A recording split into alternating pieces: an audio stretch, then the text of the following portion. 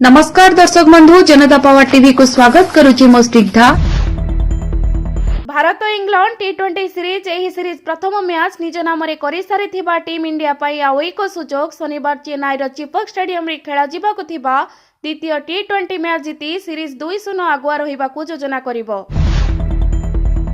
आउ दिनक परे पालन होइथांता 76तम साधारणतंत्र दिवस हेले पवित्र दिन को देखिबा पाई आउ नहांती राष्ट्रपति पुरस्कार प्राप्त स्वाधीनता संग्रामी केशव चंद्र पाणिग्राही।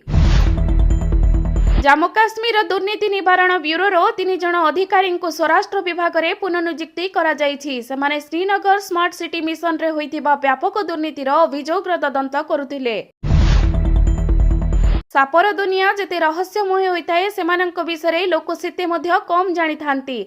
साप वास्तव में एक मांसाहारी प्राणी। साप को भोक हेले से बेंग, मूषा, पक्षी, झिटिपिटी किंवा निज ठारू छोट साप को शिकार करी खाए। शोष हेले साप केवल पानी पीए। पिलामानंकु गाली करिबाकू डर माडिलाणी। बापा गाली कले बोली झुली पड़िला नाबालक पुओ। फेरार बापा को खोजुची पुलिस।